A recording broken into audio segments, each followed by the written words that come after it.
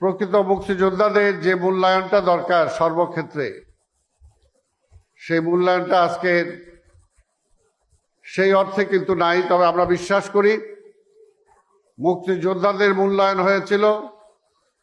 মুক্তিযুদ্ধের যে স্বপ্ন, সেই স্বপ্ন বাস্তবায়ন করার চেষ্টা করেছিল শহীদ রাষ্ট্রপতি জিয়াউর রহমান। তার পথ ধরে সাবেক প্রধানমন্ত্রী বেগম খালেদা জিয়া মুক্তিযোদ্ধা মন্ত্রণালয় করেছিলেন মুক্তিযোদ্ধাকে মূল্যায়ন করার জন্য।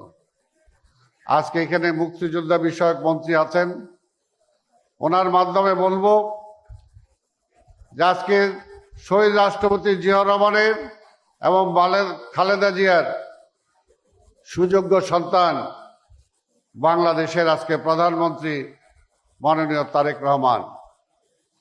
আমরা বিশ্বাস করি যে আজকে মুক্তিযোদ্ধাদের জন্য যা যা করণীয় আছে, ইনশাল্লাহ আমরা বিশ্বাস করি যে তারেক রহমানের নেতৃত্বে এই সরকার সবটুকু করবে, এটাই আজকাল তো আমরা বিশ্বাস করতে চাই।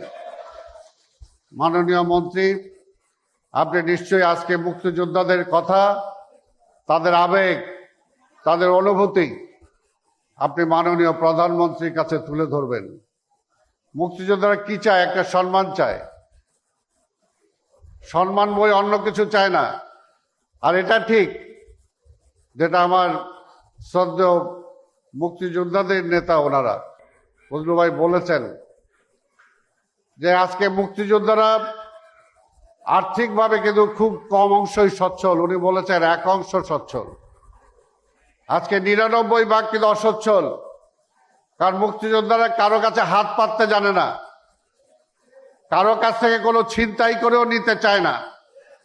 তো সেই কারণে বলবো মুক্তিযোদ্ধাদেরকে পুনর্বাসনের জন্য যতটুকু দরকার 99% না 100% তাদেরকে পুনর্বাসনের সকল ব্যবস্থা আজকে এই সরকার করবে, এটা আমি চাই। এবং আজকের আপনাদের সামনে, মুক্তিযোদ্ধাদের ভাইদের সামনে, আজকে ঢাকা মহানগরীর প্রশাসক হিসাবে আমি বলতে চাই, যদি আল্লাহ সুযোগ দেয় এবং এই মহানগরীর মেয়র যদি আপনারা আমাকে ভোটে নির্বাচিত করেন, তাহলে আপনারা যদি প্রকৃত মুক্তিযোদ্ধা ঢাকা মহানগরী সিলেক্ট করে দেন, কারণ ভাই আমরা জানি এই ঢাকা মহানগরীতে আমরা যুদ্ধ করেছি, আমরা জানি যে কয়জন মুক্তিযোদ্ধা ছিল, কয়জন ছিল আমরা জানি। কাজে যদি আপনারা নির্ধারণ করে দেন, এবং আমি বলতে চাই সরকারের পক্ষ থেকে লাগবে না, ঢাকা মহানগরীর সেই সকল অসচ্ছল মুক্তিযোদ্ধাকে সচ্ছলতার দায়িত্ব ঢাকা সিটি কর্পোরেশন নেবে। অন্তত সেই সমস্ত পরিবারগুলোর দায়িত্ব আমরা গ্রহণ করব।